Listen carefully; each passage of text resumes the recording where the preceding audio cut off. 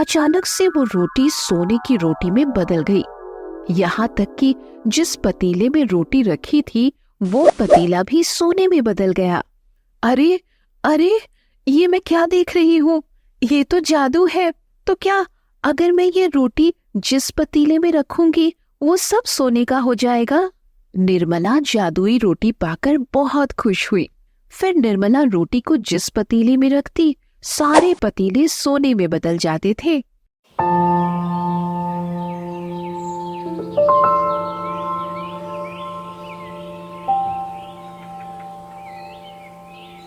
माँ, कल ही दाल और एक मुट्ठी बासी चावल खाई थी, लेकिन मुझे तो अभी बहुत जोरों से भूख लगी है।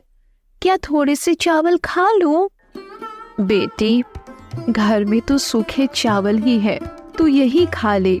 और तुझे पता है, तेरे पापा ने एक दुकान ली है, तो देखना एक दिन हमारे सारे दुख तकलीफ मिट जाएगी। फिर हम बाकी सब लोगों की ही तरह हंसी खुशी से रहेंगे।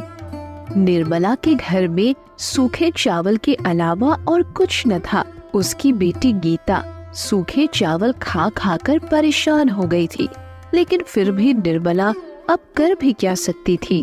माँ, मैं भी क्या करूँ? मुझे अच्छा नहीं लगता रोज रोज या तो 2 वक्त बासी चावल खाओ, नहीं तो भूखे पेट ही रह जाओ। माँ, मेरा भी तो मन करता है थोड़ा मछली मांस खाने का। तू तो हमेशा अच्छे अच्छे खाने को ही बोलती रहती है। अभी तो 2 वक्त खाना खा पा रही है, कुछ दिन पहले तो वो भी नहीं मिलता था। चुपचाप खा ले, वरना ये भी नसीब नहीं होगा। निर्मला अपनी बेटी गीता को डांट ही रही थी कि तभी धर्मपाल ये सब सुन लेता है और फिर कहने लगा, अरे तुम मेरी प्यारी सी बेटी को क्यों डांट रही हो? वो तो अभी छोटी बच्ची है, उसकी तो कोई गलती भी नहीं। दोस्त तो मेरा है, मैं उसका आवारा बाप हूँ जो अपनी बीवी बच्चों को अच्छे से खिला भी नहीं सकता। पापा, आप दुखी मत हो, मैं अब कभी खाने के लिए जिद नहीं करूँगी। जब जो खाने को दोगे मैं वही खाऊंगी। अरे भाग्यवान, तुमने भी सुबह से कुछ नहीं खाया, इसलिए जाकर कुछ न कुछ खा लो, क्योंकि भूखे पेट रहना ठीक नहीं है। अजीब, आप चिंता मत कीजिए, मुझे भूख नहीं है। आप तो जानते ही हो, सुबह थोड़ा पानी पीने से मेरा पेट भर जाता है, तो इसीलिए आज मैं खाना नहीं खा पाऊंगी। इस समय बस थोड़े से ही चावल बने हुए थे और वो चावल भी गीता ने खा लिए थे, तो इसीलिए घर में खाने को कुछ न था। इसीलिए निर्मला धर्मपाल से इधर उधर की बातें करके बहाने बनाने लगी। हाँ, वो तो मैं बहुत अच्छी तरह से जानता हूँ। तुम मेरे जैसे गरीब आदमी के पास आकर कितना कुछ त्यागी हो। तुम जैसी एक पत्नी को पाकर मैं खुद को भाग्यशाली मानता हूँ। मैं जरूर पिछले जन्म में कुछ अच्छे कार्य किए होंगे, तभी तुम जैसी पत्नी मुझे इस जन्म में मिली है। अजी, वो सब तो ठीक है, लेकिन पहले आप ये तो बताइए कि दुकान का क्या हाल है, बिक्री बढ़ी है या नहीं? हाँ भाग्यवान, अभी तो थोड़ा अच्छा चल रहा है, धीरे धीरे और भी अच्छा हो जाएगा। अभी नई दुकान शुरू की है, तो इसलिए थोड़ा समय तो लगेगा ही ना। हाँ जी, ये तो आपने ठीक कहा। आपको याद है ना, हमने पहले भी एक दुकान खोला था, लेकिन वो दुकान भी नहीं चली। ना जाने भगवान ने हमारी किस्मत में क्या लिखा है। जो भी हो, हमारे साथ बुरा ना हो, क्योंकि हम पहले से ही बहुत परेशान हैं। निर्मला और धर्मपाल आपस में बात कर ही रहे थे, तभी धर्मपाल का भाई श्यामलाल और उसकी पत्नी रेवती बगल में छिपकर ये सारी बातें सुन रहे थे। अरे भाग्यवान, इन सब की बातें सुनकर कुछ समझी या अभी भी तुझे कुछ समझ में नहीं आया? हाँ जी, मुझे सब कुछ समझ आ गया, लेकिन आप जब देखो तब मुझे डांटते रहते हो। जरा देखो तो मैं कितनी समझदार हूँ। हाँ, वो तो कभी कभी दिखता ही है कि तुम कितनी समझदार हो। अच्छा, जरा बताओ तो तुमने क्या समझा, जरा मैं भी तो देखूं। यही कि अब ये लोग हमसे अमीर हो जाएंगे। जैसे भी हो, इन्हें हमसे अमीर होने नहीं देना चाहिए। अजी, मैंने ठीक कहा ना? हाँ भाग्यवान, तुमने ठीक कहा। इसके बारे में हम बाद में सोचेंगे, लेकिन अभी तुम घर चलो, मुझे बहुत जोरों की भूख लगी है। उसके बाद वो दोनों अपने घर चले गए।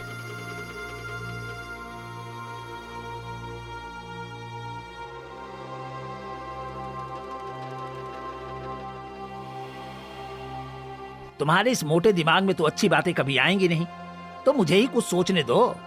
क्या करें उस दुकान को बर्बाद करने के लिए?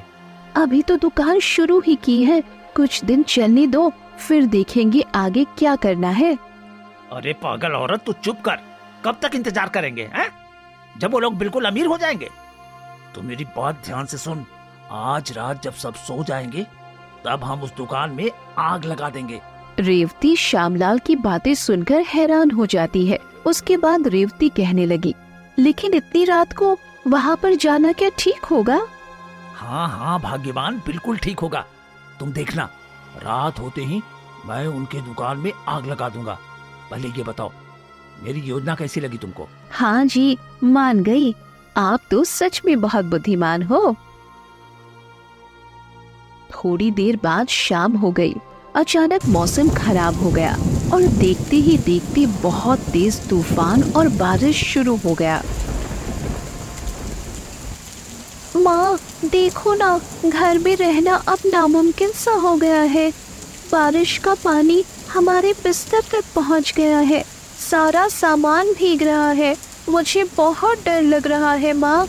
मुझे डर है कि इस तूफान में कहीं हमारा घर ही ना उड़ जाए। अरे बेटी, डर मत, तुझे कुछ नहीं होगा। आ यहाँ आराम से बैठते हैं, मैं तेरे पास हूँ ना, फिर तुझे कैसा डर।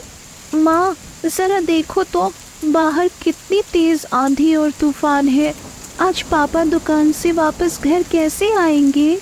हाँ बेटी, मैं भी वही सोच रही हूँ कि तेरे पापा इतनी तेज आंधी तूफान में घर वापस कैसे आएंगे। उधर धर्मपाल दुकान पर परेशान था। आज जरा देखो तो, आज कितना तेज तूफान उठा है। जल्दी दुकान बंद करना होगा, नहीं तो सब सामान खराब हो जाएगा। ऐसे मौसम में तो घर वापस भी नहीं जा पाऊंगा। आज की रात मैं इस दुकान में ही सो जाता हूँ। हाँ, यही ठीक रहेगा। उसके बाद धर्मपाल ने जल्दी से दुकान बंद की और उसके अंदर सो गया। वहीं दूसरी तरफ दुकान के पीछे श्यामलाल और उसकी पत्नी रेवती सिमट कर बैठे थे। अचानक तूफान और बारिश देखकर वो भी काफी परेशान हो गए। अजी, हम यहाँ पर क्या करने आए थे और क्या हो रहा है? इस बारिश को होने का यही समय मिला, अब हम कैसे जाएंगे घर? अरे भाग्यवान, तुम चिंता मत करो, हम अपना काम करके घर चले जाएंगे। अब चारों तरफ शांति है, कोई नहीं है। अरे चलो ना, इसी मौके का फायदा उठाते हैं।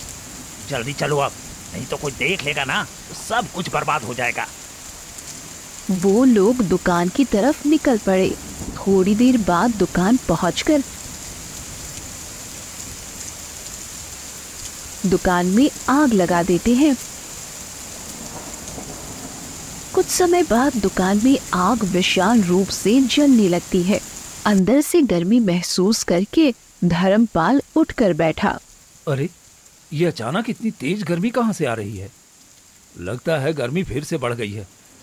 दुकान खोलकर देखूं तो बारिश कहीं रुक गई क्या? धर्मपाल ने दुकान खोला और देखा कि दुकान के चारों तरफ बहुत तेज आग जल रही है।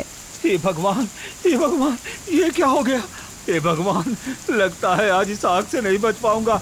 बचाओ, बचाओ, अरे कोई बचाओ। अरे मेरी दुकान में आग लग गई है, बचाओ, अरे कोई बचाओ। बारिश ना होने के बावजूद बहुत तेज तूफान और हवा होने से आग तेजी से पूरी दुकान में फैल गई। धीरे धीरे पूरी दुकान जलने लगी। अचानक तेज बारिश होने से आग बुझ गई। शरीर का एक हिस्सा जल जाने के बाद धर्मपाल किसी तरह दुकान से घसीटते हुए बाहर निकला। तभी उसका पड़ोसी रतन लाल ये सब देखकर हैरान हो जाता है।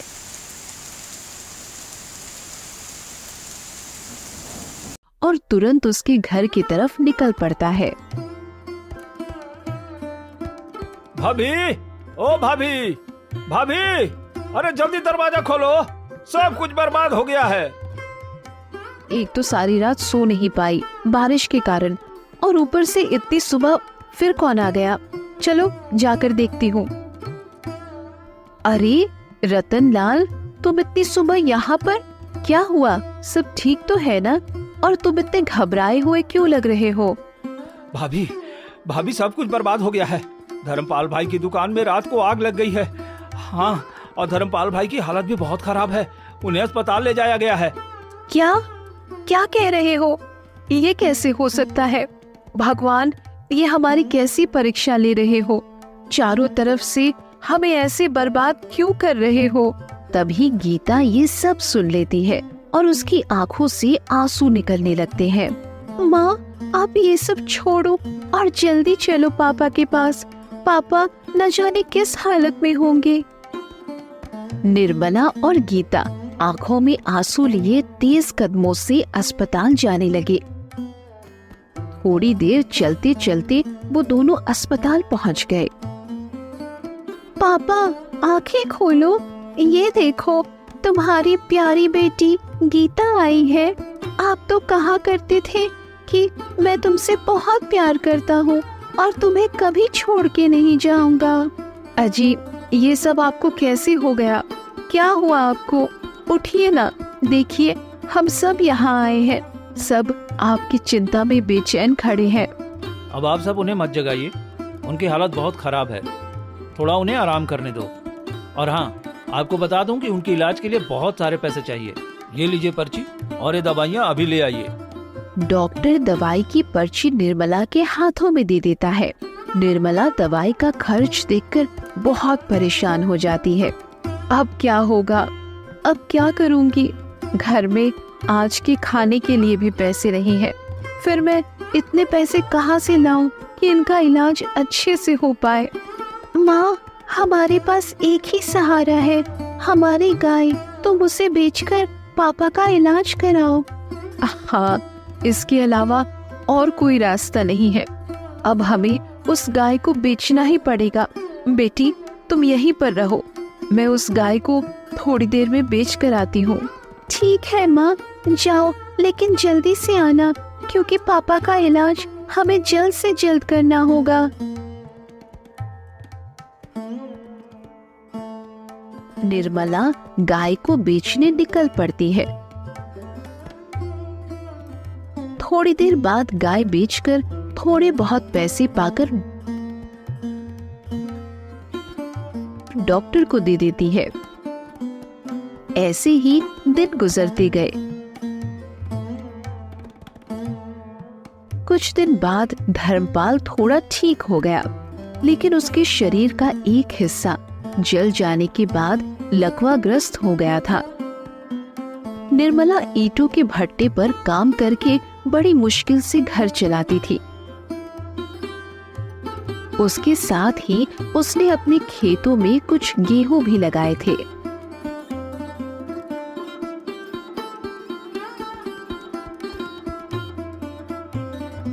अजी, आप तो पहले से बहुत ठीक हो गए हो। तुम ये दवाई जल्दी से खा लो।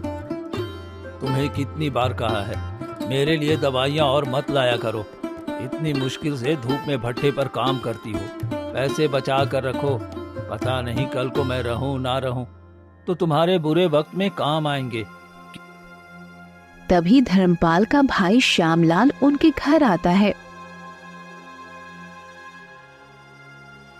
अरे चाचा, तुम यहाँ, जरा देखो तो पिताश्री पहले से कितना ठीक हो गए हैं। दरअसल उन सबको ये बात पता ही नहीं होता कि ये सब उनके ही भाई श्यामलाल ने किया है। क्यों? क्या हम तुम्हारे घर नहीं आ सकते हैं? ये बात सही है कि जमीन जायदाद को लेकर तेरे पापा से थोड़ी लड़ाई हो गई थी, लेकिन क्या तुम लोग मेरे परिवार नहीं हो? हैं? अब भला मैं अपने भाई धर्मपाल से मिलने कैसे ना आता? नहीं, तुम लोग तो हमारे घर नहीं आते। पापा इतने दिन बिस्तर पर पड़े रहे, एक दिन भी नहीं आए, इसीलिए पूछा। हाँ, नहीं आए तब गुस्सा था इसलिए। खैर, जो बात कहने आए थे, जमीन में तो देख रहा हूँ कि अच्छे गेहूं हुए हैं। अब गेहूं के फसल के बाद तुम लोग उस जमीन में खेती नहीं करोगे। श्यामलाल की बातें सुनकर वे सब हैरान हो गए। उसके बाद धर्मपाल कहने लगा, अरे नहीं नहीं भाई, ऐसी कोई बात नहीं है, लेकिन तुम ऐसा क्यों कह रहे हो? अरे उस जमीन पर मेरा भी हिस्सा है। हाँ, वो तो मैं तुमको मुसीबत में देखा तो इसलिए कुछ दिन के लिए छोड़ दिया था। वो तो पुरखों की जमीन थी। इतने मुश्किल से मैंने और माँ ने जमीन ठीक की और अब कह रहे हो जमीन तुम लोग ले लोगे? अरे अरे, जरा देखो तो, इतनी छोटी सी लड़की कैसे बहस कर रही है। देखो, मुझे जो कहना था सो मैंने कह दिया। अब बाकी बाद में मैं तुम सबसे समझूंगा। अभी मैं घर जाता हूँ। उन सब से इतना कहकर श्यामलाल वहाँ से चला गया। सुना ना तुम्हारा भाई क्या कह गया? कैसे चलाएंगे हम ये गरीब परिवार? भूखे रहकर 3 लोग इसी घर के अंदर मर जाएंगे, फिर भी वो जो कहेगा वही सुनेंगे।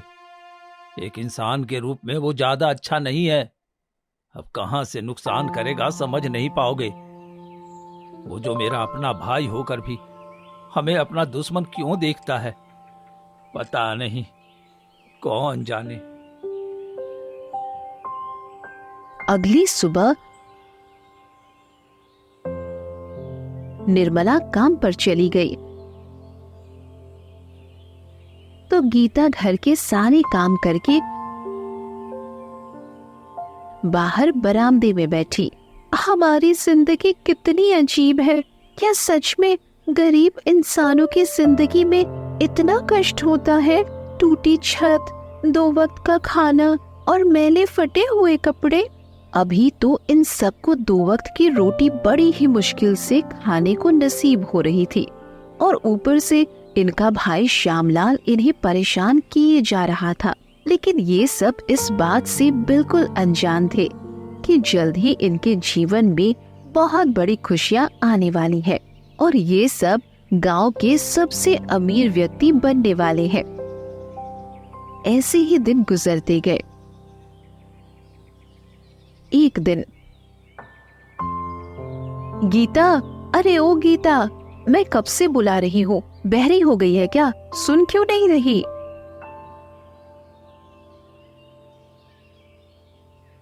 नहीं माँ, मुझे आपकी बातें सुनाई नहीं दी, लेकिन तुम आज इतनी सुबह सुबह आ गई, काम नहीं था क्या? नहीं बेटी, मालिक और मुझे काम पर नहीं लेंगे। वो भट्टा बंद करके विदेश चले जाएंगे कोई और व्यापार करने। अब हमारा क्या होगा माँ? अब तो लगता है सचमुच भूखे मर जाएंगे। चलो, जो हमारे नसीब में है सो तो होकर रहेगा। नहीं नहीं गीता, तुझे पता है गेहूं पक गए हैं। कल तू और मैं मिलकर गेहूं काट लेंगे। उन्हें बेचकर अगर कुछ पैसे मिलेंगे तो उसी पैसे से हमारे कुछ दिन चल जाएंगे। हाँ माँ, ये तो बहुत अच्छी बात है। ठीक है, कल हम दोनों खेत में गेहूं काटने चलेंगे। ठीक है, ज्यादा बातें मत कर और चुपचाप सो जा। वैसे भी कल पूरा दिन धूप में हमें खेत में रहना पड़ेगा।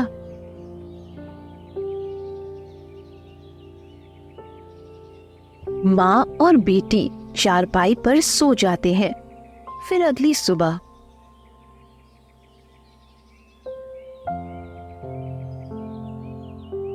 माँ, अरे माँ, उठो जरा, देखो तो सुबह हो गई है। अब हमें खेत में काम करने भी तो चलना है ना। अरे हाँ बेटी, उठ रही हूँ। क्या करूँ, सोने के बाद समय का कुछ पता ही नहीं चलता है कि कब रात से सुबह हो गई। निर्मला और गीता साथ खेत में काम करने जाने लगते हैं। थोड़ी देर बाद खेत पहुंचकर देखते हैं कि एक झुंड हाथियों ने उनके गेहूं के खेत को लगभग पूरा खाकर खत्म कर दिया है। अरे नहीं, ऐसा नहीं हो सकता। तुम लोगों ने ये क्या किया? मेरा एकमात्र सहारा था, तुम लोगों ने खाकर खत्म कर दिया। इतने सारे हाथी एक साथ तुम लोग क्यों आए हमारे खेत में? क्या तुम लोग जानते हो ये हमारी पेट की भूख मिटाएगा? तुम लोगों ने तो हमारे पेट पर लात मार दी। हम तो अब भूखे मर जाएंगे। बेटी, घर चलो, जो होना था सो हो चुका। मुझे भी ये देखकर बहुत दुख हुआ। घर चलो, यहाँ तो अब थोड़े से ही गेहूं बचे हैं, वही काट कर चल बेटा। घर में जो खाना है उससे एक दिन चलेगा, उसके अगले दिन ना सही गेहूं कूटकर कुछ रोटियां बनाकर खा लेंगे, एक दिन तो चलेगा ही। खेत के बीच बहुत कम मात्रा में गेहूं बचे थे। वो लोग उन्हें काटकर घर ले आए और सूखने को रख दिया। देखते देखते 2 दिन बीत गए। माँ, मुझे बहुत जोरों से भूख लगी है, मुझे कुछ खाने को दो। अरे बेटी, घर में कोई खाना नहीं है, चल तेरे चाचा चाची के घर, वहाँ से कुछ खा लेना। मैं कल गेहूं काटकर रोटी बना कर दूंगी, फिर तू आराम से खा लेना। ठीक है, तो फिर जल्दी चलो माँ, कल दोपहर का खाना खाए हो और अब तो सहा नहीं जा रहा। निर्मला गीता को लेकर श्यामलाल के घर जाने लगी।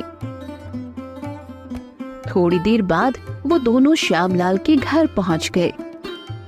फिर गीता आवाज देते हुए, चाचा, अरे ओ चाचा, कहाँ पर हो? जरा बाहर तो निकलो, हमें आपसे कुछ काम है। रेवती गीता की आवाज सुनकर श्यामलाल से कहने लगी, अजी आज भी वो आ गए, जरूर कुछ न कुछ लेने आए होंगे। इन्हें लाज शर्म नाम की कोई चीज नहीं है क्या? जब देखो तब वो हमारे घर मुंह उठाकर कुछ न कुछ मांगने चले आते हैं। हाँ भाग्यवान, तुमने ठीक कहा, लेकिन वो लोग दरवाजे पर खड़े होकर बुला रहे हैं, तुम कुछ तो बोलो। हाँ हाँ, जा रही हूँ। अब मुझे भी लगने लगा है कि तुम उन सब की सहायता करना चाहते हो। रेवती अपने पति को डांटकर घर के बाहर जाती है।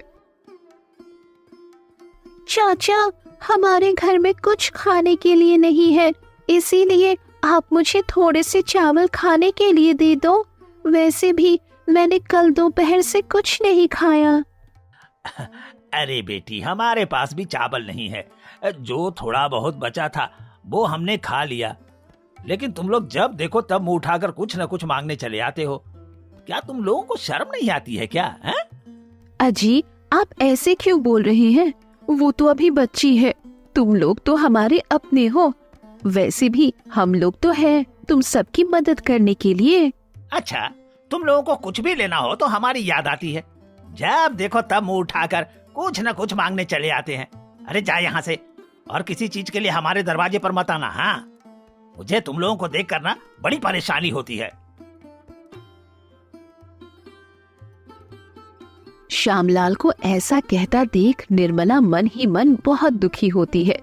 फिर मन में सोचने लगी, हे भगवान, आज ये हमारा कैसा दिन आ गया जो हमें 2 रोटियों के लिए घर घर भटकना पड़ता है और अपने लोग ही मदद करने से मना कर दे रहे हैं।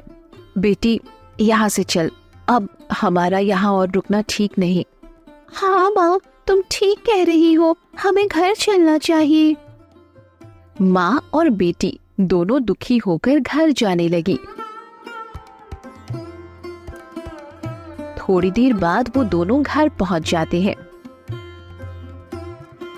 मुझे माफ कर दो माँ, मैं और खाना नहीं मांगूंगी, तुम्हें और किसी के सामने छोटा नहीं होने दूंगी। मेरे कारण तुम्हें कितना कुछ सुनना पड़ा है। चल ठीक है बेटी, कोई बात नहीं, अगर हमारे नसीब में यही लिखा है तो फिर हम क्या कर सकते हैं। अगली सुबह निर्मला और गीता बाहर से गेहूं काटकर घर लाई।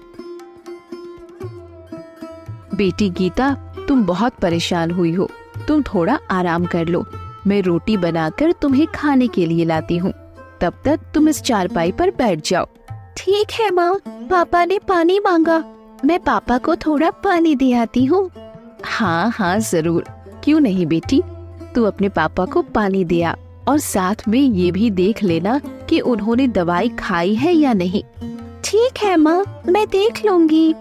निर्मला अपनी बेटी से ये सब कहकर रोटी बनानी चली गई। निर्मला ने आटा गूंथकर एक रोटी बनाई।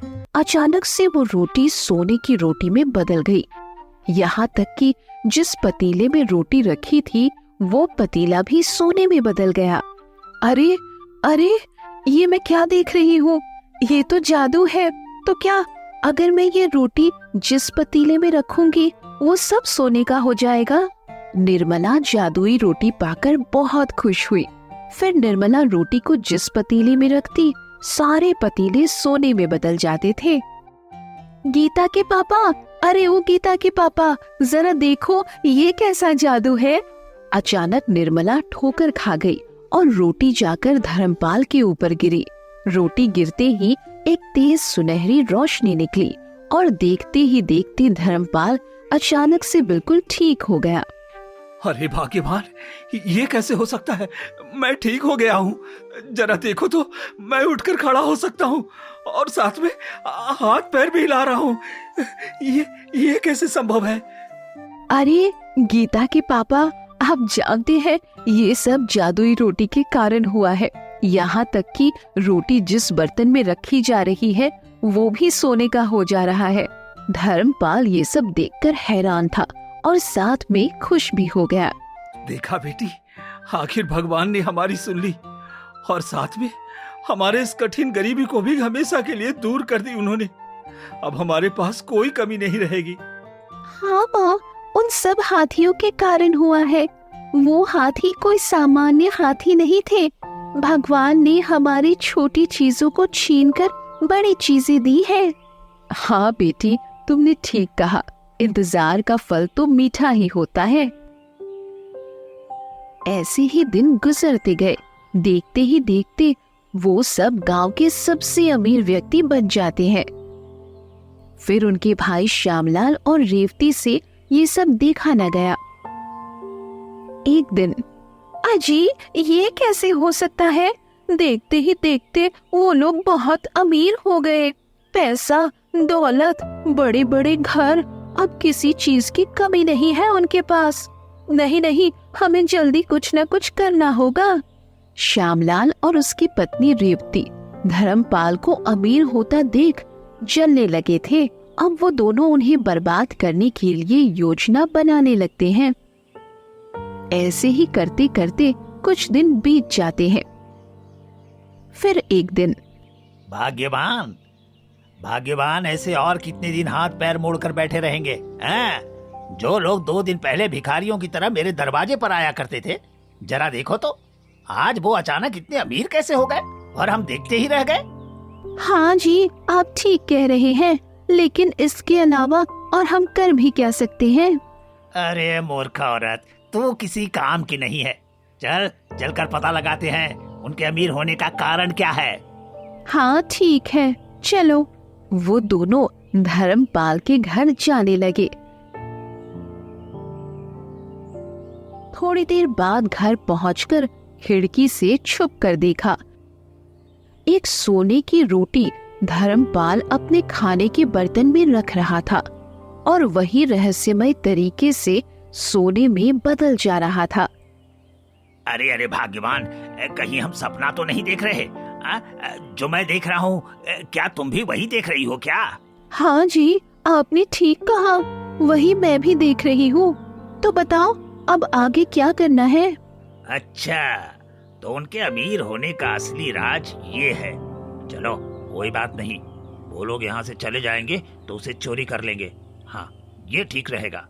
थोड़ी देर बाद निर्मला और धर्मपाल रोटी को पलंग के नीचे रखकर बगल वाले कमरे में जाते हैं।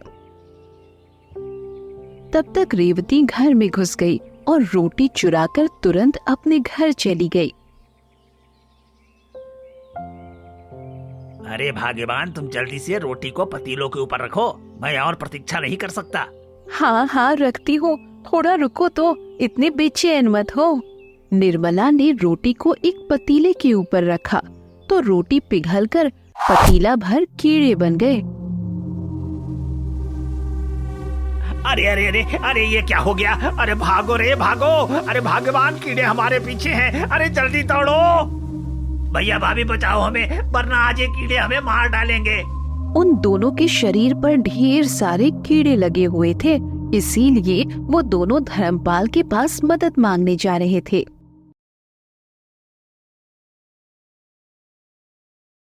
अरे अरे, तुम्हारे शरीर पर इतने कीड़े कहाँ से आ गए? हमें माफ कर दो। हमने लालच में आकर तुम्हारी जादुई रोटी की चोरी की थी। फिर देखो हमारी क्या हालत हो गई है। भाई भाई हमें माफ कर दो, इनसे बचाओ हमें। श्यामलाल की बात खत्म होते ही सारे कीड़े उनके शरीर पर बैठ गए और पल भर में उन्हें गायब कर दिया। पापी को कभी माफ नहीं करना चाहिए। ये पाप करते करते सीमा लांघ गए थे, जिसके कारण इन्हें प्राण देना पड़ा। जादुई रोटी को बात करता देख वो तीनों बहुत हैरान होते हैं। उसके बाद गीता कहने लगी, माँ देखो, जादुई रोटी बात कर रही है। हमें और किसी चीज की जरूरत नहीं है। ये जादुई रोटी हमारे पास रही तो न जाने कब हमारा भी लोभ बढ़ जाएगा। हाँ बेटी, तुम ठीक कह रही हो। जादुई रोटी, तुमने हमारा बहुत उपकार किया है, हमारे गरीब परिवार को रोशन किया है। हम तुम्हारे आभारी रहेंगे जीवन भर। हाँ, अब मुझे भी वापस लौटना होगा अपनी जगह पर। तुम लोग खुश रहो। तो क्या जादुई रोटी, अब तुम हमसे कभी नहीं मिलने आओगी? नहीं नहीं, ऐसी कोई बात नहीं है। तुम सब चिंता मत करो। मैं हर पूर्णमासी की रात तुम सबसे मिलने आया करूंगी। चलो फिर ठीक है। रोटी की बात सुनकर वो तीनों बहुत खुश होते हैं और देखते ही देखते वो एक तेज सुनहरी रोशनी के साथ गायब हो जाता है। उस दिन से उन सब के जीवन से गरीबी हमेशा के लिए दूर हो गई। फिर उसके बाद वो सब खुशी खुशी रहने लगे।